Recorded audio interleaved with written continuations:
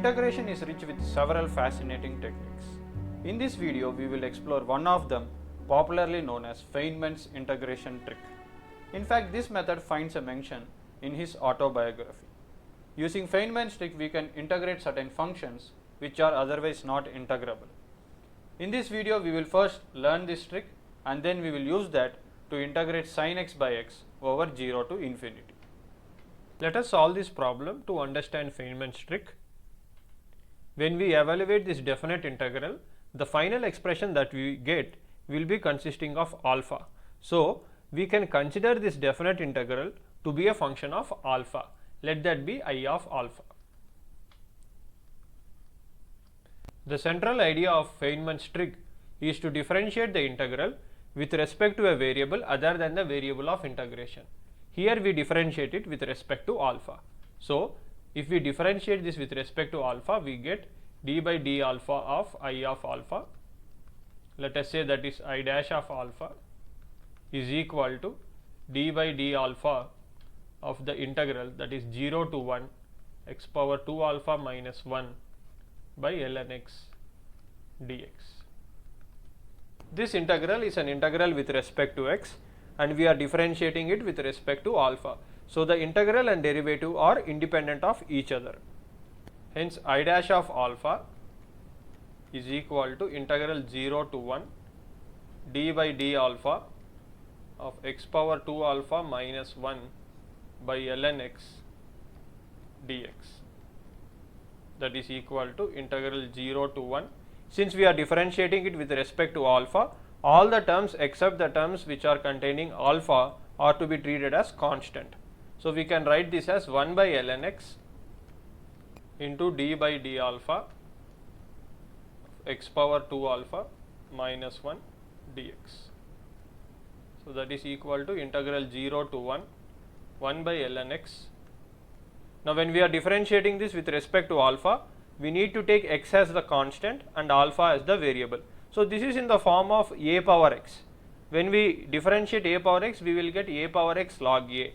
So, a power x log a. So, ln x. Since we are differentiating it with respect to alpha and since we have 2 alpha here, we will get into 2 minus the derivative of 1 is 0. So, that just vanishes dx.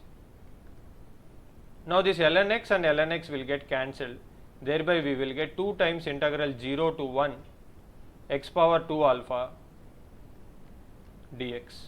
Now, we can integrate this with respect to x. That gives us I dash of alpha is equal to, this is in the form of x power n, that is x power n plus 1. So, 2 alpha plus 1 by 2 alpha plus 1 between 0 to 1. So, I dash of alpha is equal to, when we substitute 1 in place of x, we get 1 by 2 alpha plus 1, and then when we substitute 0, the term vanishes. So, thereby we are getting I dash of alpha to be 1 by 2 alpha plus 1, but we have to determine the value of this integral, which is I of alpha. In order to get I of alpha from I dash of alpha, we will integrate this with respect to alpha. I of alpha is equal to integral 1 by 2 alpha plus 1 d alpha, that is equal to, this is in the form of 1 by x, which gives us ln 2 alpha plus 1 into 1 by 2 plus c. This is I of alpha, but to determine I of alpha, we need to determine the value of c. To determine c, we need some condition here. Now, we can observe that in this integral, if we substitute alpha is equal to 0, then this term becomes x power 0, which is 1. So, this becomes 1 minus 1, which is equal to 0. So, effectively we would be just integrating 0, which will give us 0. So, we can say that I of 0 is equal to 0, which we will substitute here, 0 equal to half into ln 0 plus 1 plus c. 0 is equal to ln 1 is 0 plus c. So, c is equal to 0. So, the value of the integral I of alpha is equal to half into ln 2 alpha plus 1. The presence of ln x in the denominator is what makes it difficult to integrate directly. So we differentiate this with respect to alpha, generating an ln x term in the product with which we cancel the already existing ln x term. Now we can integrate it directly and find the value of the given integral. Let us consider one more integral. If we evaluate this integral, we will get an expression involving alpha. So we can say this integral is a function of alpha. Let that be I of alpha. We will differentiate this integral with respect to alpha. So that gives us I dash of alpha is equal to integral 0 to 1 d by d alpha x power cos alpha minus 1 by ln x dx. That is equal to integral 0 to 1 by ln x d by d alpha x power cos alpha minus 1 dx equal to integral 0 to 1 by ln x. Since we are differentiating this with respect to alpha, this is in the form of a power x, which if we differentiate, we will get a power x log a. So x power cos alpha into ln x into the derivative of cos alpha, that is minus sin alpha dx. So this ln x will get cancelled. We will get integral 0 to 1 x power cos alpha into minus sin alpha dx. Since this is an integral with respect to x, sin alpha is constant, we can pull that outside. So that gives us minus sin alpha integral 0 to 1 x power cos alpha dx. So I dash of alpha is equal to minus sin alpha. Now this is in the form of x power n, which gives us x power n plus 1 by n plus 1. So x power cos alpha plus 1 by cos alpha plus 1 between 0 to 1. Let us substitute the limits of integration. I dash of alpha is equal to minus sin alpha into, now when we substitute 1 in place of x, we will get 1 by cos alpha plus 1, and then when we substitute 0, it becomes 0. So I dash of alpha is merely minus sin alpha by 1 plus cos alpha. To determine I of alpha, we need to integrate this with respect to alpha. So I of alpha is equal to integral minus sin alpha by 1 plus cos alpha d alpha. If we take 1 plus cos alpha is equal to y, then differentiating that gives minus sin alpha d alpha is equal to dy. So this integral can be written as integral dy by y, which is equal to ln y plus c. Since y is equal to 1 plus cos alpha, we get ln 1 plus cos alpha plus c. To determine the value of c, we need a condition from this integral. When alpha is equal to pi by 2, cos alpha will become 0. So x power 0 will be 1, 1 minus 1 is 0.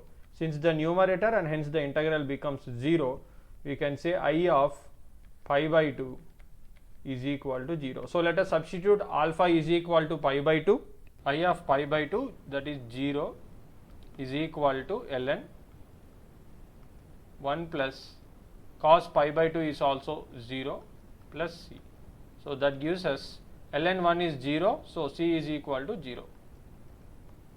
So if we substitute that in I of alpha, we get I of alpha, which is the value of the integral, to be ln 1 plus cos alpha.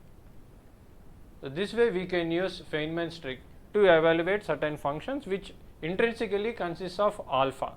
But what we are going to do in the next integral is we introduce the second variable in order to solve the given integral.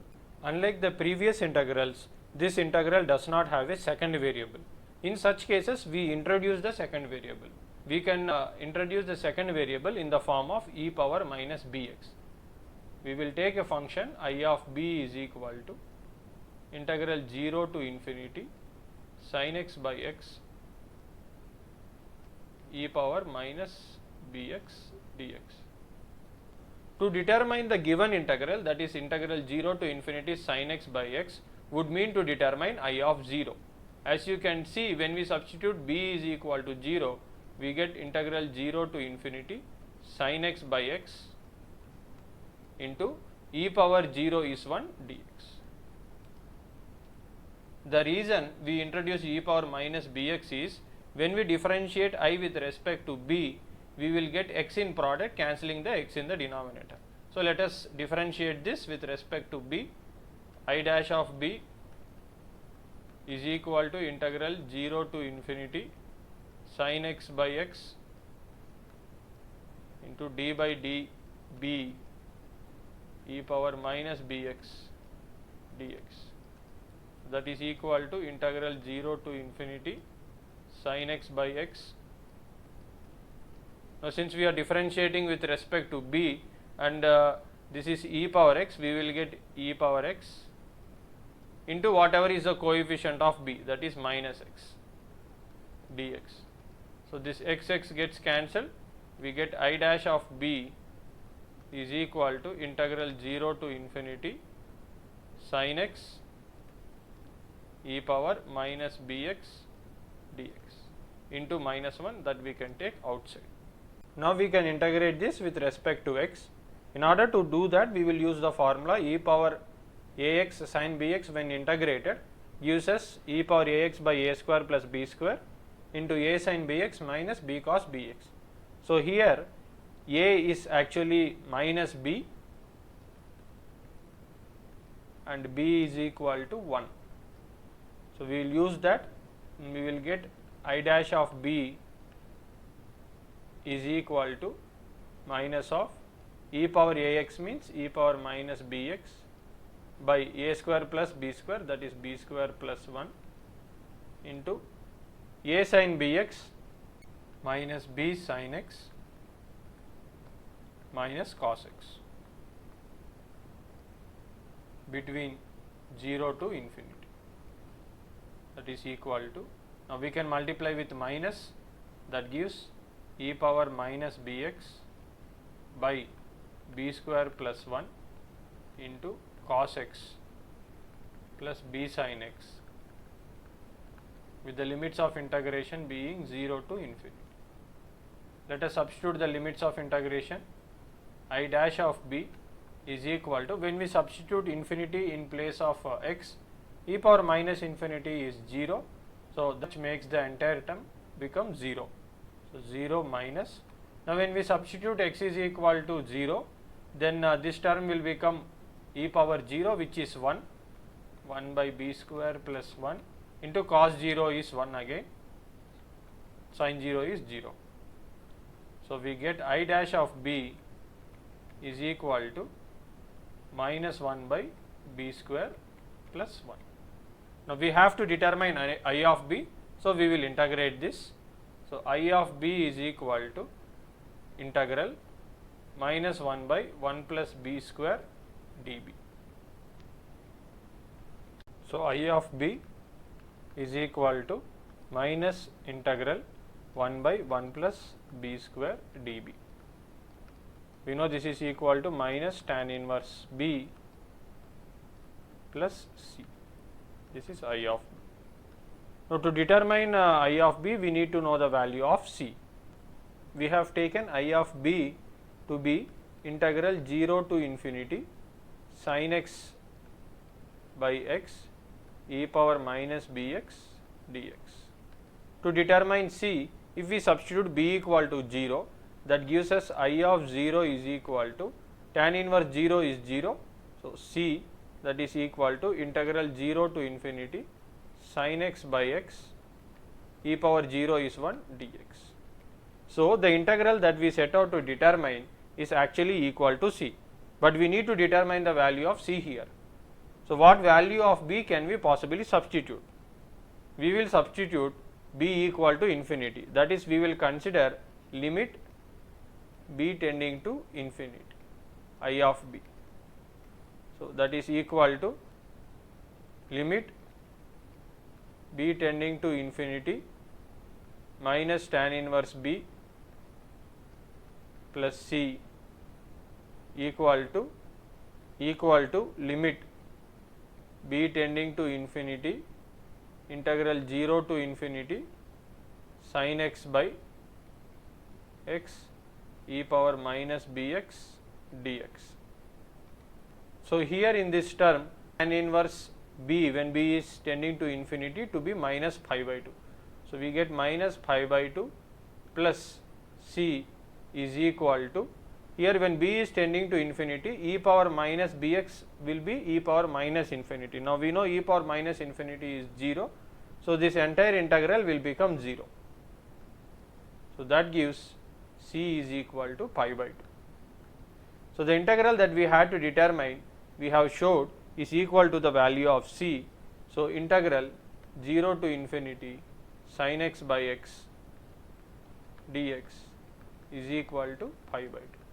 So, this way we can determine the value of sin x by x integrated over 0 to infinity. Thank you.